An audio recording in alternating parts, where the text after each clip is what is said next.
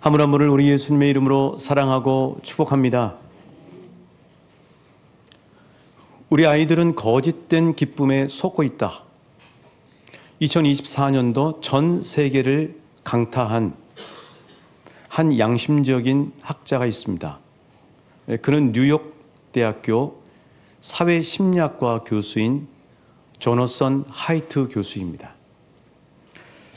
그는 불안 세대라고 하는 책을 썼는데 이 책을 통해서 우리 아이들을 거짓된 기쁨에 사로잡혀 있는 우리 아이들을 구출해 내야 되겠다고 하는 전 세계의 엄청난 도전과 반향을 일으켰습니다. 이 조너선 하이트 교수가 주목하게 된 것은 무엇이냐면 오늘날 가면 갈수록 아이들이 정신병동에 격리병동에 들어가는 아이들이 엄청나게 늘어나고 있다는 사실입니다. 왜 아이들이 어린 나이에 그렇게 정신이 피폐해지고 불안장애, 우울장애, 또 자살충동 이런 것들을 통해서 정신이 괴롭혀지고 어려움 가운데 처하게 되는가? 그걸 깊이 주목하다가 2012년이라고 하는 숫자를 발견하게 됐습니다. 이 2012년도는 어떤 날짜냐? 바로 우리가 들고 있는 스마트폰에서 사람들과 서로 소통하는 SNS, 인스타그램, 페이스북, 트위터와 같은 이런 소셜 미디어가 가장 호황을 이뤘던 바로 고공행진을 했던 그 시간이라는 사실을 알게 된 거죠. 그래프를 보여드리겠습니다. 아이들이 언제부터 이렇게 망가지기 시작했느냐? 2012년도 정확하게 소셜미디어가 이 땅에서 수많은 사람들을 장악하기 시작하고 사람들은 자기도 모르게 그 속에서 사회 관계망을 형성한다고 들어가면서부터 특별히 아직 뇌나 또 마음이 덜 발달되어 있는 우리 아이들이 엄청난 이 부작용에 시달리고 있다는 사실을 알게 된 거죠. 이 조너선 화이트 교수는 이 소셜 미디어가 두 가지로 아이들에게 치명적인 문제를 일으킨다고 꼬집어냈습니다. 그 첫 번째는 뭐냐면은 중독성입니다. 뭐 우리가 아는 것처럼 쇼츠라든가 유튜브라든가 또 게임 같은 것들은 엄청난 중독성을 가지고 있습니다. 계속해서 넘기면서 1시간만 봐야지가 아니라 2시간, 3시간도 보기도 하고 그것에 매몰돼서 중독되는 강력한 중독성이 있는 거죠. 또 하나는 인스타그램이라고 하는 이것은 아이들에게 자꾸 외모를 비교하게 합니다. 그래서 얼굴을 자꾸 편집해서 올리고 그리고 얼굴이 잘나고 예쁘고 멋있고 그리고 잘생기고 예쁜 사람들의 얼굴을 보면서 내 얼굴은 왜 이 모양인가 하고 자꾸 자기 자신의 외모에 대해서 집착하게 만드는 이런 일들이 계속해서 벌어진다고 하는 거죠. 여기에도 고도의 설계가 들어 있습니다. 좀 이따 말씀을 드리기로 하고요. 또 하나는 아이들이 이렇게 서로 사회관계망 서비스를 통해서 친구들하고 주고받고 하는 이 대화가 실은 얼굴과 얼굴을, 눈과 눈을 마주치는 대인을 직접 보는 그런 것에서 벗어나게 한다는 거죠. 스크린을 보고 거기다 글자를 타이핑해서 주고받고 한다는 것입니다. 그러다 보니까 아이들의 사회성이 완전히 망가지는 거죠. 실은 인간의 의사소통이라고 하는 것은 언어로 하는 게 아니라 표정으로 하는 거거든요. 어릴 때부터 아이들이 부모의 표정을 보고 의사소통 방법을 배우는 것입니다. 말이 안 통하는 외국 사람하고도 표정을 보고 손짓과 발짓의 제스처를 통해서 서로 의사소통을 하는 것이 인간인 거죠. 그런데 온통 글자를 가지고 의사소통하는 것에 몰입해 있고 거기다가 요새 친구들이 이야기하는 익십이라고 하죠. 내가 분명히 글을 올렸는데 아무도 거기에 답변하지 않고 씹힘당하면 혼자 거기서 스스로 별 생각을 다 하면서 완전히 정신이 무너져 버리는, 나는 왕따구나 하는 생각에 빠지는 이런 일들이 벌어진다고 하는 것입니다. 그래서 이 조너선 화이트 교수의 이 책이 강력한 파장을 일으켜서 미국에서는 이 인스타그램과 페이스북을 만들었던 저커버그를 상원 청문회에 불러가지고 이 사람을 질문을 하게 된 거죠. 그런데 이제 이런 것들을 만들 때 이 회사의 영업 비밀로 거기에 숨겨놓은 것들이 있었던 것입니다. 그게 뭐냐면은 아이들을 계속해서 중독에 빠지게 하고 외모 지상주의를 부추기게 하는 그런 설계를 거기다가 집어넣으라는 거죠. 왜냐하면 이런 SNS는 사람들을 많이 구독자나 좋아요를 가져야 광고 효과가 있거든요. 그래서 그런 것들을 설계했는가 하는 청문회에 나오게 됐고, 호주에서는 세계 최초로 2024년도에 이 법이 발의가 돼서 2025년 12월 10일부터 16살 미만의 아이들은 부모의 동의 없이 소셜 미디어에 가입할 수 없도록 하는 소셜 미디어 연령 제한법이 통과되게 된 것입니다. 너무 강력한 거죠. 사랑하는 여러분, 이 땅에는요, 기쁘지만 기쁨도 차원이 다른 기쁨이 있습니다.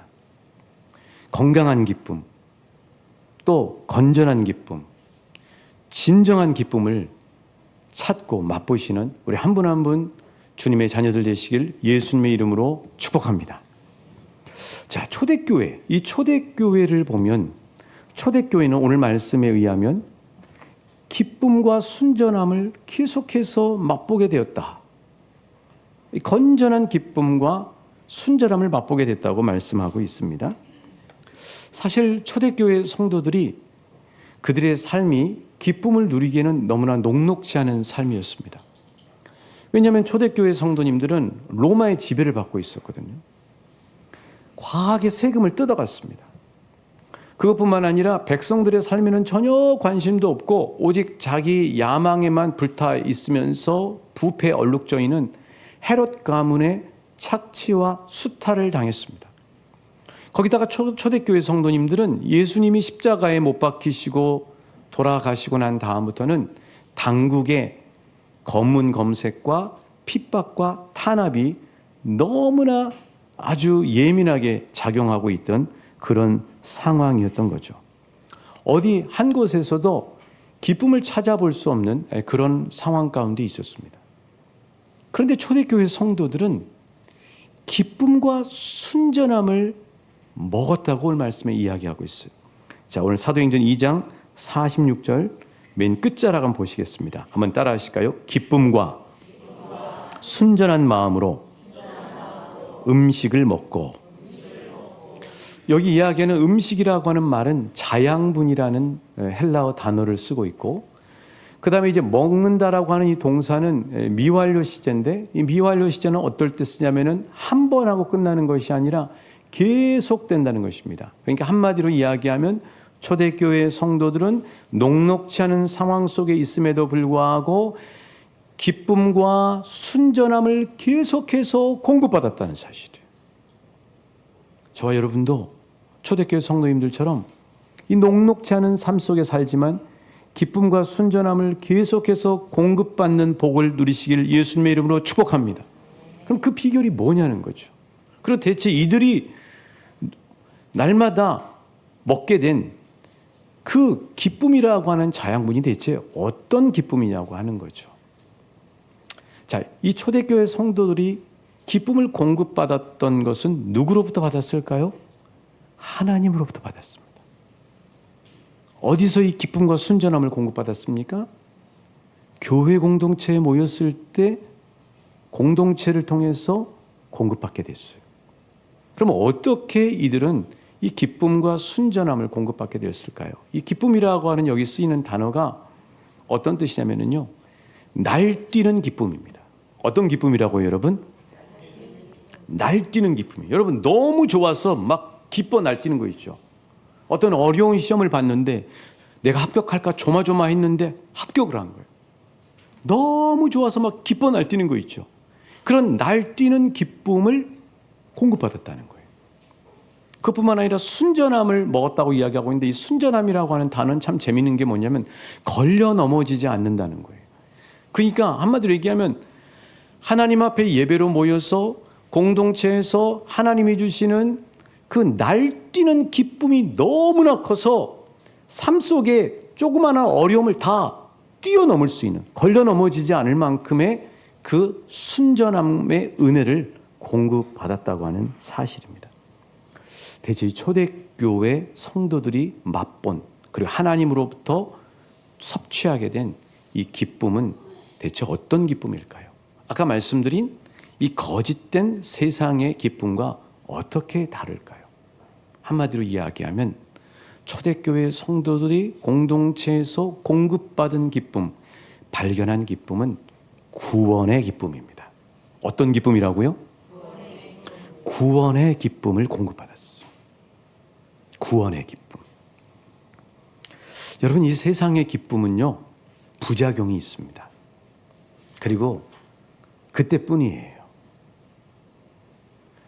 그 아이들이 소셜미디어에서 막 그때는 스트레스가 해소되는 것 같은데 부작용이 있잖아요. 자, 이 초대교회에서 누렸던 구원의 기쁨은요, 영원한 기쁨입니다. 부작용이 없는 건전한 기쁨이에요. 건강한 기쁨이라고요. 자, 그러면 이 구원의 기쁨이라고 하는 건 대체 어떻게 발견할 수 있을까? 구원의 기쁨을 발견하려면요, 영안이 열려야 됩니다. 뭐가 열려야 된다고요, 여러분? 영안이 열려야 돼요. 초대교회 성도들이 하나님 앞에 예배로 모여서 말씀 듣고 기도할 때 하나님께서 말씀을 통해서 백성들의 영안을 열어주신 거예요. 이 세상은요, 거짓된 기쁨으로 사람들의 눈을 가려놓고요, 사람들에게 막 사탕발림을 하는 거예요. 그런데 정말 우리가 발견하고 날뛰도록 기뻐하고 영원하고 건강한 기쁨, 구원의 기쁨은요, 영안이 열리셔야 돼요. 그래야 이 기쁨을 발견할 수가 있어요. 하나님이 성도들의 영안을 열어주신 거예요. 이 시간 하나님, 우리 사랑하는 성도님들의 영안을 열어주시길 예수님의 이름으로 축복합니다. 영안이 쫙 열리니까요, 구원의 기쁨이 드러나게 된 거예요. 그럼 영안이 열리니까 뭐가 발견이 됐습니까?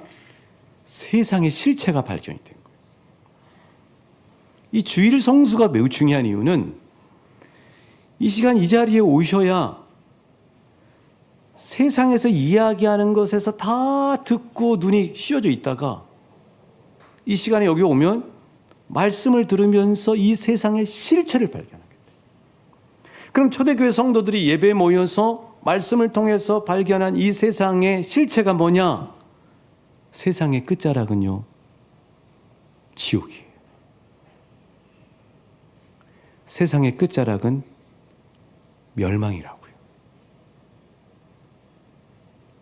그거를 이 세상은 가려줘요. 그것을 이 세상은 숨긴다고요. 은폐시킨다고요. 그 사람들은 이 땅이 전부인 것처럼 살아요. 이 세상의 끝자락이 대체 뭔지 알고 싶어 하지도 않고 알려고 하지도 않아요. 불편하니까. 그런데 하나님은 우리를 사랑하시고 이 세상 모든 영혼들을 사랑하셔서 세상의 끝자락은 지옥이고 멸망의 구렁텅이라는 사실을 끊임없이 성경 말씀을 통해서 또 주의 세운 선지자들과 종들을 통해서 우리에게 말씀해 주시는 거예요. 이런 그림입니다. 사람들은요, 각자 자기 가정이라고 하는 배를 타고 다닙니다. 그리고 세월이라고 하는 강물을 따라가요. 그리고 배 위에서는 때로 유유자적해요. 때로는 직장에서, 학교에서 성공이라고 하는 큰 물고기를 월척해요. 가정 식구들과, 가족 식구들과 함께 음식도 먹고 사랑도 나누고 즐거운 것도 구경하고 이렇게 삽니다. 여기에다가 이 세상의 저 끝자락이 지옥이라는 사실을 얘기하면 사람들이 다 싫어해요. 불편한 진실이라고요. 그런데 엄연한 현실이에요. 이게 사실이에요. 그럼 사람들은 왜 거기에 관심을 갖고 싶어 하지 않냐? 죽음 이유니까. 뭐 죽어서 안 보이는데 뭐 이러는 거예요. 그런데 우리를 사랑하시는 하나님은 그대로 가만히 내버려 두면 사람들의 끝은 저 끝이 안 보이는 거죠. 강물을 쭉 타고 가니까, 갑작스러운 절벽이니까 그 끝자락에 심판의 지옥이 있다는 사실을 하나님은 아시는 거예요. 예수님은 아시는 거예요. 그래서 우리에게 끊임없이 이 사실을 알려주시는 거죠. 자, 고린도후서 4장 4절 말씀입니다. 이 세상이 얼마나 우리 눈을 가리려고 하는지. 시작. 그들의 경우를 두고 말하면 이 세상의 신이 믿지 않는 자들의 마음을 어둡게 하여서 하나님의 형상이신 그리스도의 영광을 선포하는 복음의 빛을 보지 못하게 한 것입니다. 이 세상은 끊임없이 은폐하면서 우리에게 앞으로 세상이 가면 갈수록 좋아질 것이라고 얘기해요. 여러분, 이 얘기는요, 제1차 세계대전 때도 이 세상에서 이야기한 얘기예요. 그리고 1차 세계대전이 나면서 전 세계가 전쟁의 포화에 딱 휩쓸리고 수많은 사람이 죽게 되면서 사람들이 깨달았어요. 아, 인간은 이상향을 만들 수 있는 존재가 아니구나 하는 사실을 모든 철학자들이 다 알았어요. 그리고 또 잊어버립니다. 과학기술이 막 발전해요. 사람들이 풍요로워져요. 한 끼 이제 먹을 것 걱정할 필요 없어요. 그래서 세상이 잘 될 것처럼 얘기하는데 갑자기 2차 세계대전이 벌어져요. 끊임없이 역사 속에서 인간들이 뒤늦게 후회하는 건 뭐냐면, 이 세상은 AI가 나와서 가면 갈수록 잘 살고 영생불사할 것처럼 이야기하지만, 이거는 이 세상의 공중건설을 사로잡고 있는 사탄 마귀가 사람들의 눈에 사탕발림으로 해서 다 눈가림을 하는 거예요. 마귀가 원하는 건 뭐냐면 한 영혼이라도 천국 가는 것을 막는 거예요. 모든 영혼들이 저 지옥의 낭떠러지에 떨어지기를 원하는 거예요. 그 끝은 죽음 이후여서 사람들은 부인하고 잘 몰라요. 긍휼이 풍성하신 우리 하나님 아버지는 우리를 사랑하셔서 우리 모두가 구원받길 원하시거든요. 천국 오기를 원하시거든요. 하나님은 우리를 사랑하시거든요. 우리의 아버지이시거든요. 하나님이 계시는 그 영원한 천국에서 함께하기를 원하시거든요. 그래서 하나님께서 우리에게 이렇게 예배마다 우리를 불러놓고 절대 세상에 눈 가려 속지 말아라. 그리고 이 세상의 끝자락을 알고 죽음 이후에 내가 너희들을 만나길 원하는 그 영원한 나라를 준비하거라 하고 말씀하시고 계신다는 사실이에요. 이 주님의 음성이 생생하게 들려지시는 한 분 한 분 되시길 우리 예수님의 이름으로 축복합니다. 자, 그 대표적인 말씀이 바로 고라자손의 시인 시편 49편의 말씀입니다. 이 고라자손은요, 성가대예요. 우리를 얘기하면 마나임 찬양대라고요. 예배 시간에 이런 찬양을 불렀던 거예요. 자, 어떤 내용인가? 우리 12절부터 14절까지 말씀으로 확인해 보겠습니다. 세번역 성경입니다. 시작. 사람이 제 아무리 영화를 누린다 해도 죽음을 피할 수는 없으니 미련한 짐승과 같다. 이것이 자신을 믿는 어리석은 자들과 그들의 말을 기뻐하며는 자들의 운명이다. 그들은 양처럼 수월로 끌려가고 죽음이 그들의 목자가 될 것이다.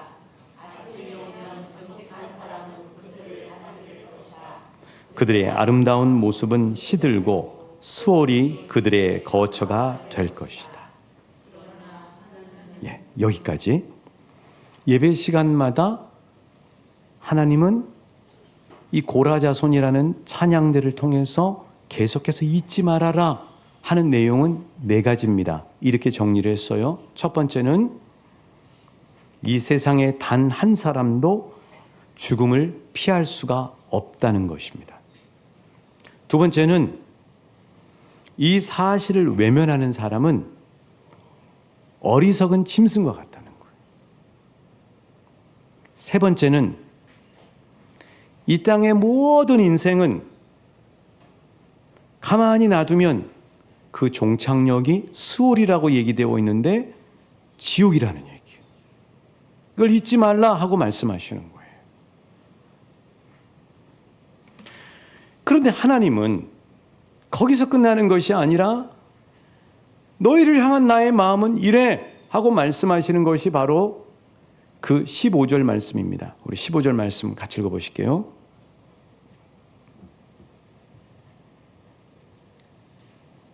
시작.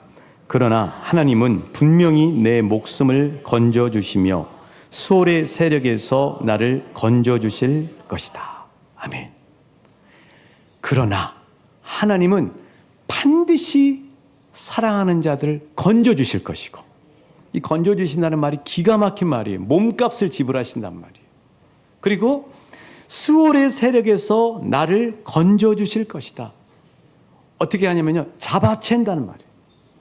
막 좋아가지고 세상의 강물 그게 끝에 멸망의 지옥이 있는 줄을 모르고 막 유유자적하고 세상의 화려함 속에서 살다가 이렇게 살면 되겠지 하고 했는데 거기서 푹 떨어지면서 지옥으로 떨어지는데, 이걸 하나님은 다 알고 계시는데 하나님은 그 모습을 강 건너 불구경하듯이 뒷짐지고 보시지를 못하신다는 거예요.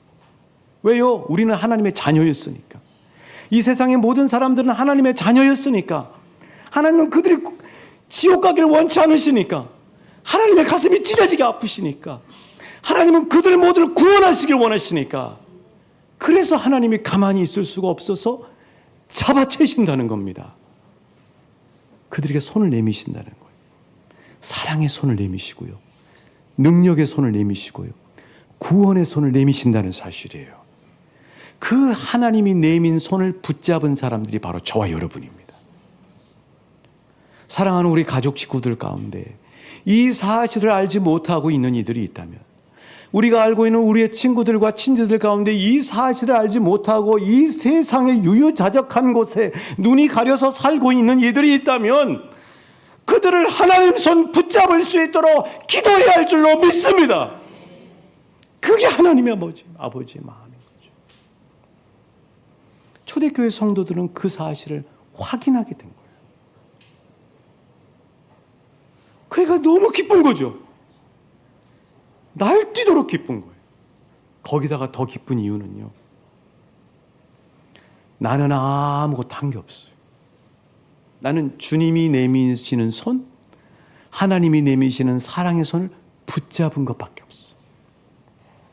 나는 다른 사람보다 더 착한 일을 한 것도 없고, 여전히 죄인이고, 여전히 교만하기 짝이 없고, 아무런 자격도 갖추지 않았는데 그냥 하나님이 내미신 손을 붙잡아서 이곳으로 구원받은 거예요.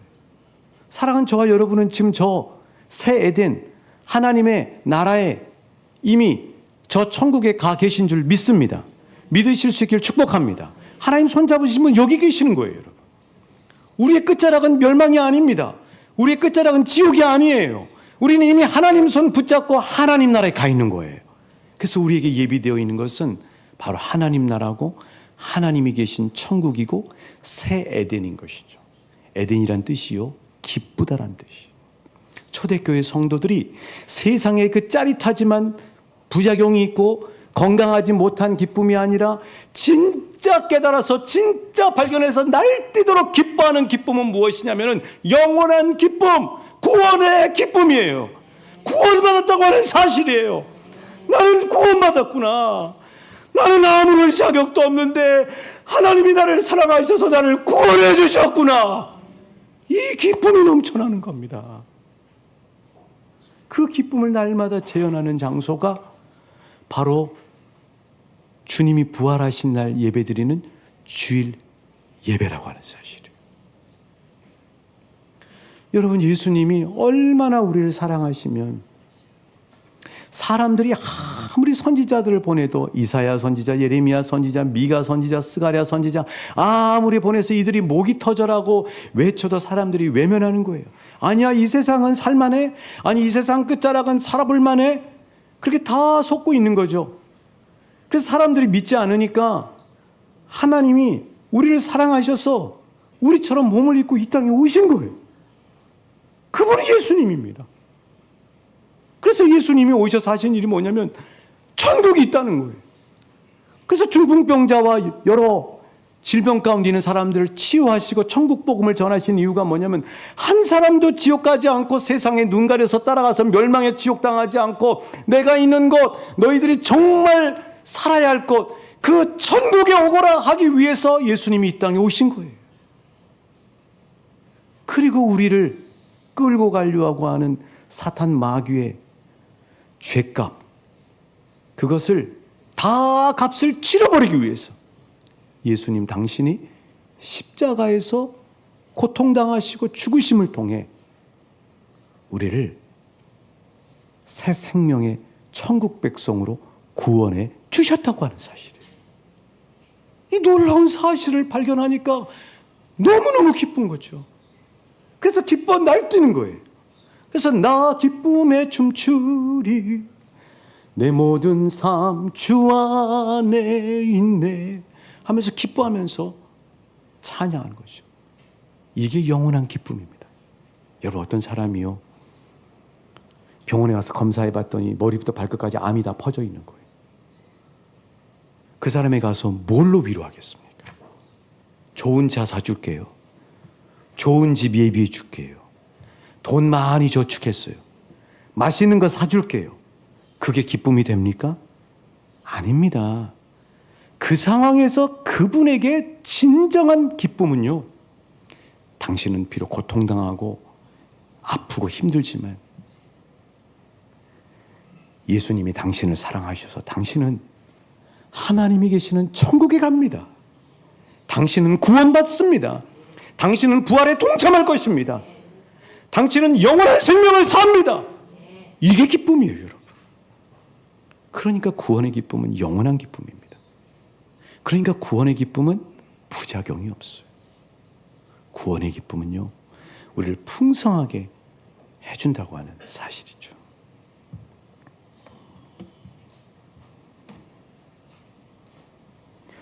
구약성서 에스더서를 보면은 시작부터 끝까지 잔치 이야기입니다.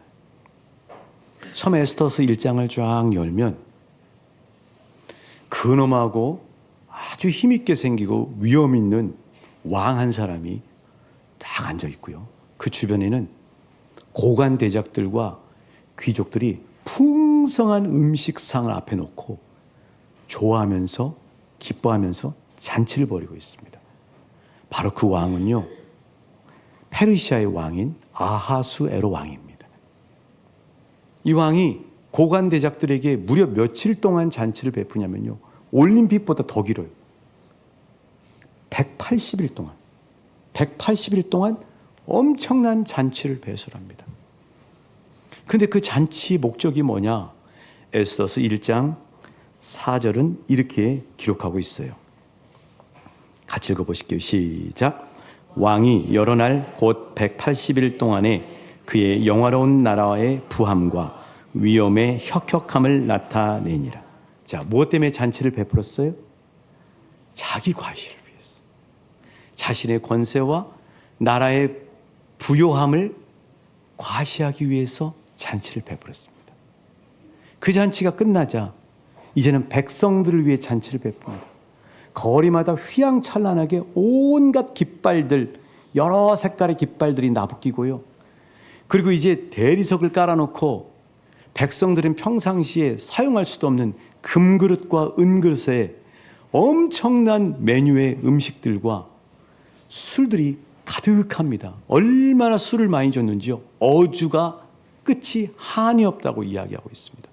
일주일 동안 백성들을 위해 잔치를 베풀죠. 거기서 끝나나요? 여인들은 여인들대로 또 잔치를 합니다. 왕후 와스티가 귀부인들을 초대해 놓고 그들에게 융승한 잔치를 배설하죠. 그 이유는요, 자신의 미모를 과시하기 위해서입니다. 근데 성경은 이렇게 얘기합니다.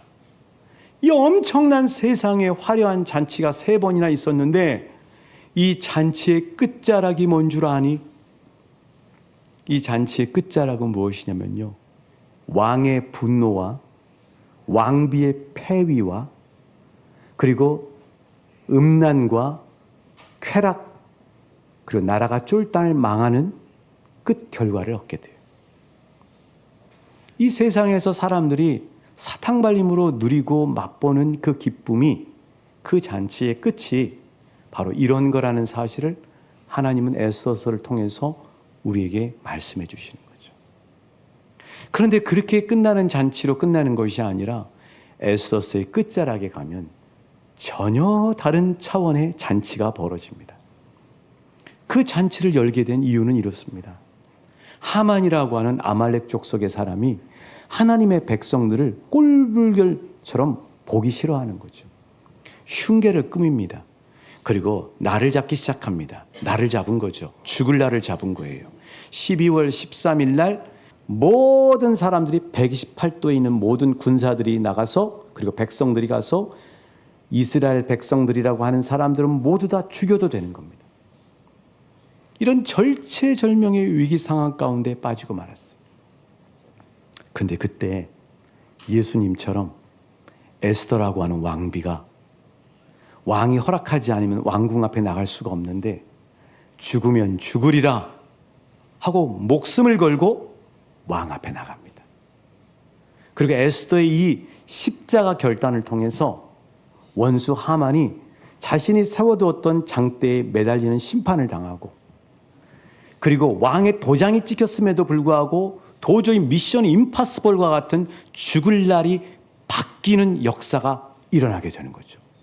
죽을 뻔했다가 살아나는 백성이 되고 만 거예요. 사랑하는 저와 여러분이 기뻐할 이유는 우리는 가만 놔뒀으면 죽을 뻔했던 인생이었습니다. 그런데 긍휼이 풍성하신 하나님이 우리를 사랑하셔서 손을 내미셔서 우리를 새 생명 가운데 거하게 해주셨어요.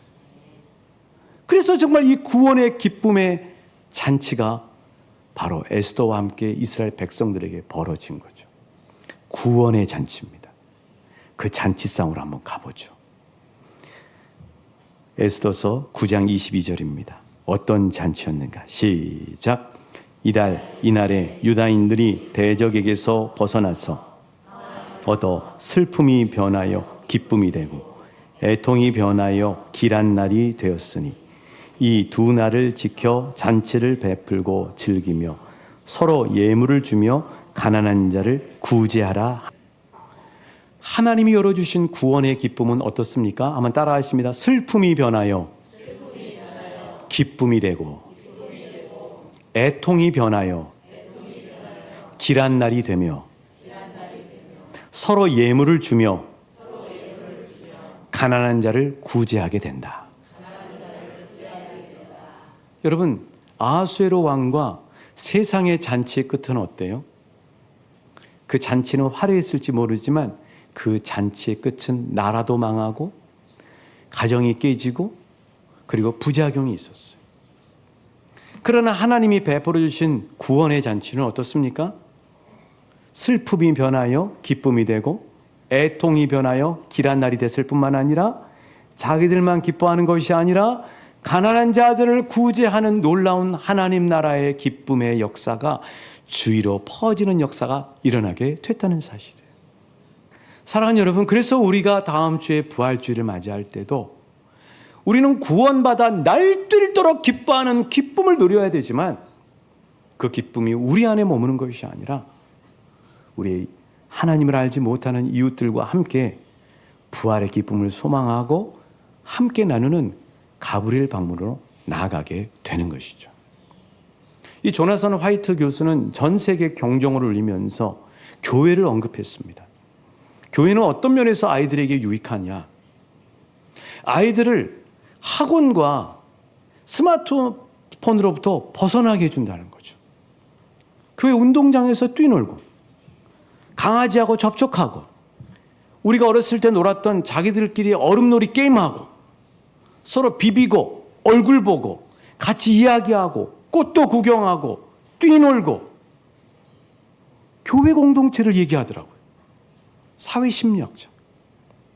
그렇습니다. 하나님은 우리에게 예배를 통해서 구원의 기쁨을 되새겨 주셨을 뿐만 아니라 이 식사하고 난 다음에 서로 교우들 간에 교제하고 우리의 자녀들이 운동장에서 뛰놀면서 이 자연을 만끽하는 이 진정한 건강한 기쁨을 하나님께서 우리에게 날마다 먹으라고 우리에게 풍성하게 준비하시는 이 놀라운 기쁨과 순전함을 우리 3월의 마지막 주일에 풍성하게 맛보시고 새 힘을 얻으셔서 6일 동안 삶의 자리에서 기쁨을 나누시는 한 분 한 분 되시길 우리 예수님의 이름으로 사랑하고 축복합니다. 찬양.